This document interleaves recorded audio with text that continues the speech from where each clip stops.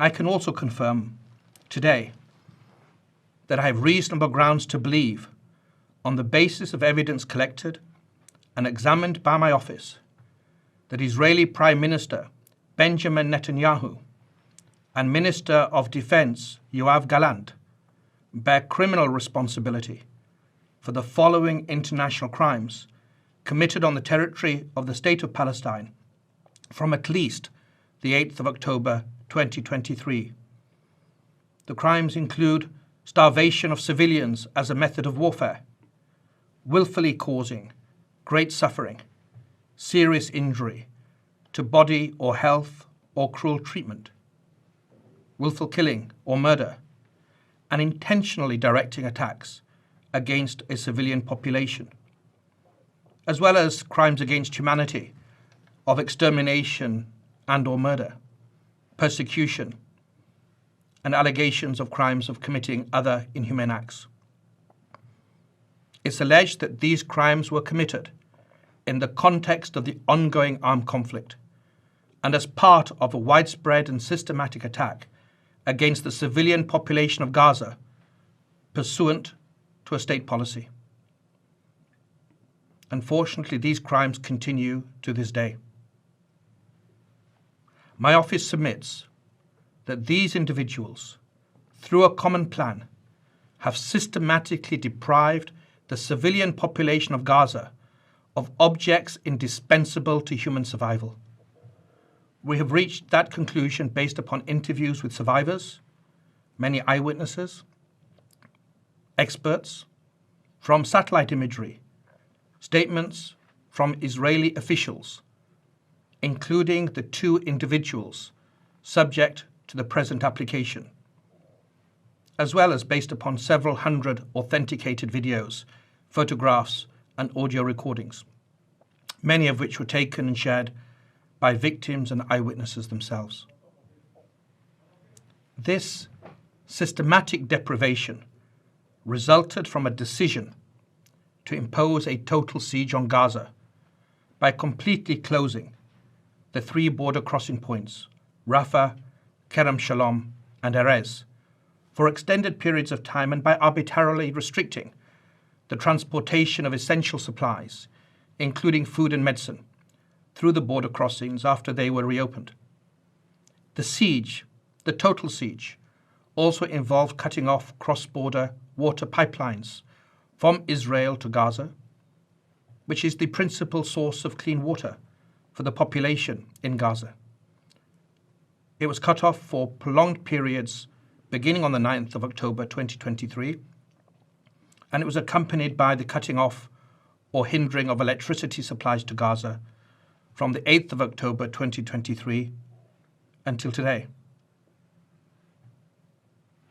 That conduct took place alongside attacks that killed civilians, including people queuing for food, the obstruction of aid delivery by humanitarian organizations, and attacks on aid workers that forced many of those same humanitarian organizations to either cease operations or limit their life-saving efforts in Gaza.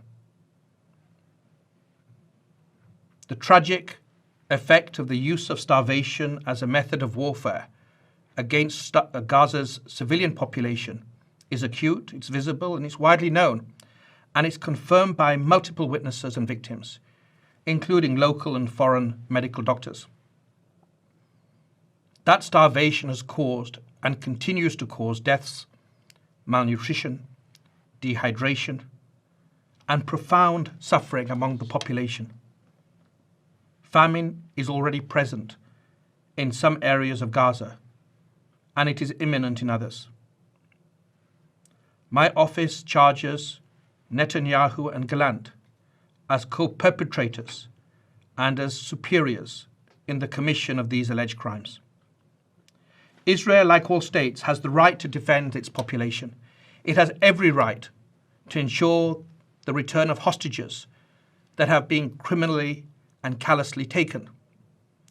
Those rights, however, do not absolve Israel of its obligations to comply with international humanitarian law. Intentionally causing death, starvation, injury, and suffering to the civilian population, including so very many women and children, are criminal means to achieve military and political goals. That's what we allege. As I have repeatedly underlined, since last year in Egypt, in Israel, and in Palestine, and again this year, those who do not comply with the law should not complain later when my office takes action based upon solid evidence. That day has come. Today we underline in the clearest possible fashion that international law and the laws of armed conflict apply to everyone. No foot soldier, no commander, no civilian leader, no one can act with impunity. Nothing on earth can justify willfully depriving human beings, including women and children, babies, the old and the young, of the basic necessities required for life. Nothing on earth can justify hostage taking or the targeting and killing of civilians. The independent judges of this International Criminal Court are the sole arbiters as to whether the necessary standard for the issuance of warrants of arrest have been met. The judges of the International Criminal Court must be now given the space to do their work and to dispassionately and objectively review the evidence that we have submitted. Should the learned judges approve my applications and issue the requested warrants, I will work closely with the registrar of the court to apprehend the named individuals. I call upon and count on all states, especially state parties to the Rome Statute, to approach this application and the subsequent judicial decision that will be rendered with the same seriousness they have shown in other situations. I also stand ready to work with non-state parties in our common pursuit of justice and accountability. It is critical in this moment that my office and all parts of the court continue to conduct our work with full independence and impartiality.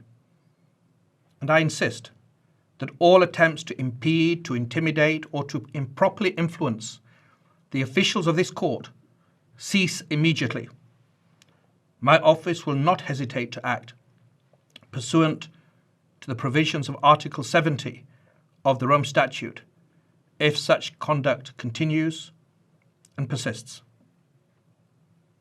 We will also submit further applications for warrants of arrest if and when we determine, after independent and objective analysis, that the threshold of realistic prospect of conviction has been met.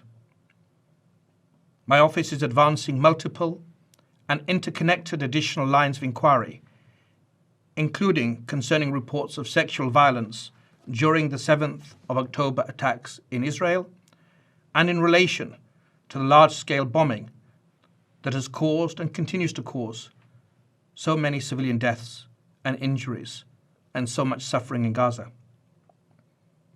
I renew my call for all parties to the current conflict to comply with these basic principles of law without any further delay. I also wish to emphasize that the principle of complementarity at the heart of the Rome Statute will continue to be assessed by my office as we take action in relation to the alleged crimes and alleged perpetrators, and as we move forward with other lines of inquiry. But complementarity requires us to defer to national authorities only when they sincerely engage in independent and impartial judicial processes that do not shield suspects from accountability and which are not a sham. It requires thorough investigations at all levels, addressing the policies and actions underlying these applications.